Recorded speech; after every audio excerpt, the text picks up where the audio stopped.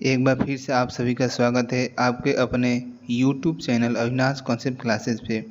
तो दोस्तों आज हम लेकर आए हैं केंद्र सरकार द्वारा आर्म फोर्सेस पे लागू की गई अग्निपथ योजना से रिलेटेड कुछ जानकारी, जो हम आज आपको बताएंगे कि एलिजिबिलिटी क्या होगी, एज लिमिट क्या होगा, कितनी वैकेंसी है, सैलरी कितनी मिलेंगी।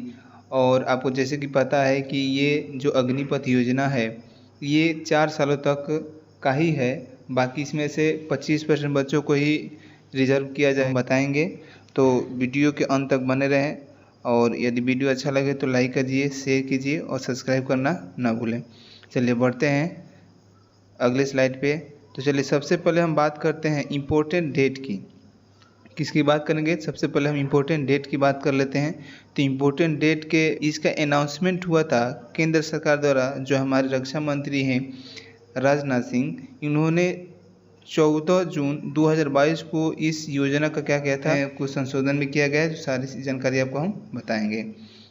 तो देखिए ये स्कीम है, जो स्कीम अनाउंस किया गया था ये 14 जून 2022 को, और इसका अभी भी नोटिफिकेशन जारी किया गया है, लेकिन इसका अभी तो बताया जा रहा है कि 24 जून से होगा इसका ऑनलाइन। लेकिन अभी भी कोई एग्ज़ाम में पूछ सकता है कि अग्निपथ जो योजना है वो किस दिवस को लागू की गई थी। तो अब दिवस याद रखेंगे, 14 जून 2022 को। चलिए बढ़ते हैं अगले स्लाइड की ओर, देखते हैं। तो ये बहुत बच्चों का ये डाउट है कि सर इसमें एप्लीकेशन फ़ी क्या रहेगा, क्योंकि जैसे हम लोग सेपरेट एयरफोर्स या नेवी या किसी भी आर्म फोर्सेस के लिए अप्लाई करते हैं तो इसमें कुछ न कुछ फ़ी ज़रूर रखता था, लेकिन इसमें अभी भी कोई भी ऐसी जानकारी नहीं दी गई है जिससे कि फ़ी के बारे में क्या हो जानकारी हो।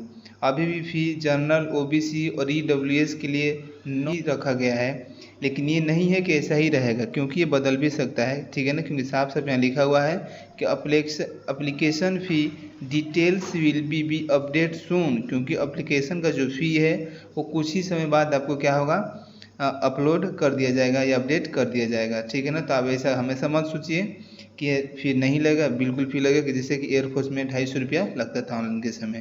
तो ये तो हो गई एप्लीकेशन फ़ी की जानकारी।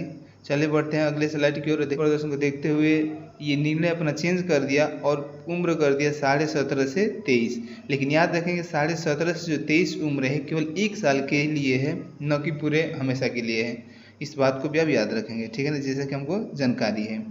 बाकी आप देख लेंगे, इसमें लिखा भी है एज रिलैक्सेशन की बात हो रही है as per Agniveer requirement 2022 rules के हिसाब से, इसमें एज रिलैक्सेशन भी आपको दिया जाएगा।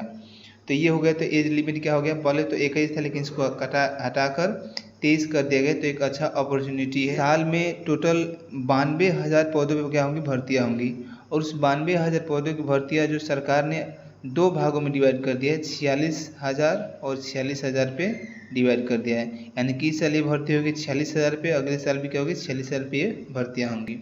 तो एक अच्छा है, बेरोजगार होने से अच्छा है कि थोड़ा कुछ ना कुछ रोज़गार मिल जाए।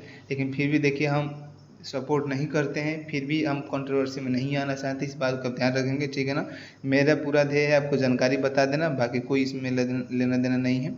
आगे देखते हैं। तो इस हिसाब कौन कौन से पोस्ट में लागू किया गया है, तो याद रखिएगा ये सारे आर्म फोर्सेज में ये लागू किया गया। जैसे आप नेवी हो गया, आर्मी हो गया और एयरफोर्स हो गया, जैसे कि इस प्रकार के जितने भी आर्म फोर्सेज की भर्तियां हैं वो लागू कर दिया गया है, ठीक है ना।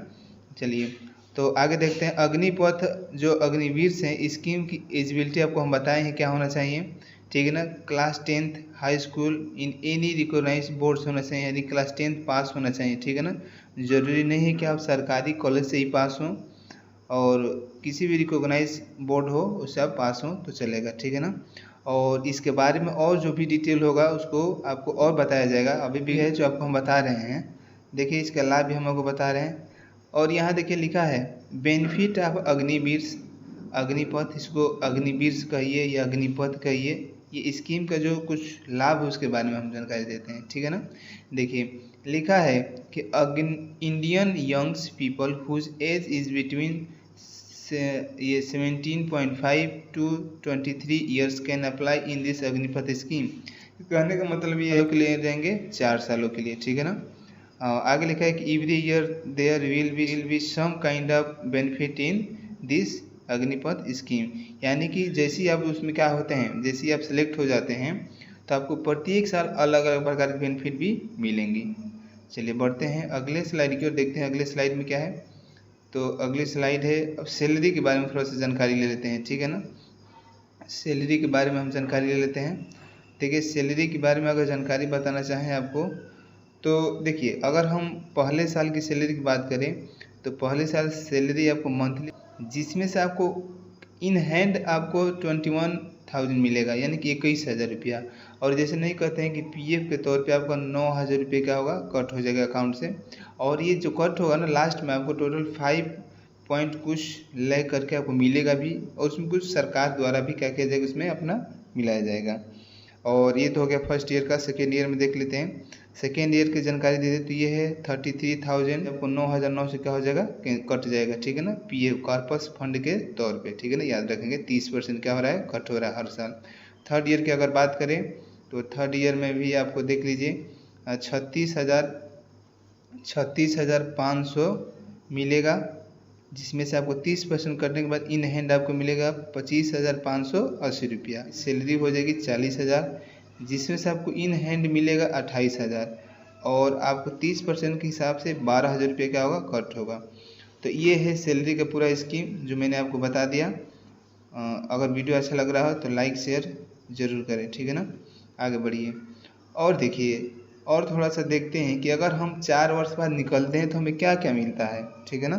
तो देखिए लिखा है कि एग्जिट आफ्टर 4 ईयर्स, यानी कि 4 ईयर्स बाद अगर हम इसमें से निकलते हैं तो फिर क्या होता है। लिखा है कि exit years after 4 years, total आपको 11.71 लाख रुपया सेवा निधि के तौर पे मिलेगा। प्लस आपके पास एक सर्टिफिकेट भी होगा, जो कि जैसे आप 4 साल बाद इसमें से निकल जाते हैं, रिटायर हो जाते हैं, तो आपको एक सर्टिफिकेट दिया जाएगा कि ताकि आप इसमें नौकरी किए हैं, आप आर्म फोर्सेज में किए हैं, अग्निपथ योजना के थ्रू आप सेलेक्ट हुए हैं, जिससे कि आप आने वाले किसी भी वैकेंसी में आपको कुछ छूट मिल सकता है, ठीक है ना। और आपका इंश्योरेंस भी रहेगा, लाइफ कवर भी रहेगा जो 48 लाख का होगा, ठीक है ना। ये भी इम्पोर्टेंट चीज़ है, होना भी चाहिए था, ठीक है ना। और ये इम्पोर्टेंट है, ये इम्पोर्टेंट जिसमें हम लगा रहे हैं बॉक्स, देखिए। और ये है कि ये जो लिखा है up to 25% will be enrolled in the regular career of the arm forces. कहने का मतलब ये है कि जो भी बच्चे सेलेक्ट होंगे उसमें से उनकी योग्यता के हिसाब से उनको सिलेक्ट किया जाएगा। उनकी योग्यता के हिसाब से 25% छात्रों को रख लिया जाएगा रेगुलर बेस के लिए, ठीक है ना। इस तरह से जो हम आपको बता दें, जो बता रहे थे, जो टोटल कार्पस फंड है जो कट रहा था 9,000 इसे कर करके, तो जो टोटल लास्ट में आपको 5 लाख लगभग आपको क्या करेगा, मिलेगा, ठीक है ना। आगे बढ़ते हैं। आगे है ये कुछ लाभ हैं जो पेपर में दिए गए थे, उसी चीज़ को मैं बाहर निकाला हूँ और आपको बताने के लिए, ठीक है ना। देखिए लिखा है कि सशस्त्र बलों की भर्ती नीति में परिवर्तनकारी सुधार हुआ है, ठीक है ना। ये होना भी चाहिए था क्योंकि बहुत सारा है उसमें, ठीक है ना। आगे देखिए लिखा है कि युवाओं को देश की सेवा करने में, राष्ट्र निर्माण में और योगदान करने का अनूठा अवसर मिलेगा, ठीक है ना। पहले बहुत सारा बच्चे जो हैं आर्म फोर्सेज में जाना चाहते थे, तो उनके लिए एक अवसर भी मिल गया है, जो जाके अपना जो उनका रहता है कि नहीं हम अपने देश की रक्षा करेंगे, तो उनके प्रति भी ये काम हो जाएगा और उनको कुछ रोजगार भी मिल जाएगा, ठीक है ना। लिखा है सशस्त्र बलों का प्रोफाइल और ऊर्जावान, ठीक है ना। और इस तरह से सरकार का कहना है कि इस तरह से हमारा क्या होगा, सशस्त्र बल बढ़ेगा और हमारा क्या होगा, युवा ऊर्जावान भी होंगे।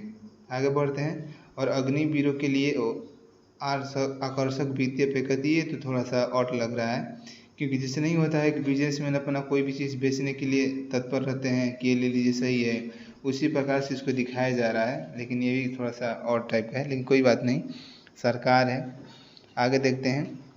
लिखा है कि अग्निवीरों के लिए सर्वोत्तम संस्थाओं में प्रशिक्षण लेने और उनके कौशल और योग्यता को बढ़ाने का अवसर है। आगे देखिए। और लिखा है कि सभ्य समाज में सैन्य लोकाचार के साथ अनुशासित और कुशल युवाओं की उपलब्ध है। ये भी है, मतलब कि बिना उसमें गए नहीं कुशल आदमी हो सकता है। चलिए कोई बात नहीं, जैसा लिखा गया हम आपको बता देते हैं। आगे लिखा है कि समाज में लौटने वालों के लिए पर्याप्त पुनः रोजगार अवसर और युवाओं के लिए रोल मॉडल के रूप में उभर सकते हैं। कहने का मतलब ये है कि जैसे कि किसी भी प्राइवेट भी जॉब करने जाते हैं, अगर आप आर्म फोर्सेस किए हुए हैं, 4 वर्ष वाली जो जॉब किए हुए हैं, तो आपको सबसे पहले लिया जाएगा, उसमें एक अलग ही आपका रुतबा होगा, ठीक है ना। और इस तरह से पूरा हो गया। तो अगर अच्छा लगा हो तो लाइक कीजिए, शेयर कीजिए, सब्सक्राइब कीजिए। आज के इतना ही। जैसे इसके और नोटिफिकेशन आते हैं और अपडेट आते हैं तो आपको बताएंगे। तब तक के लिए bye bye, take care, hope you like it.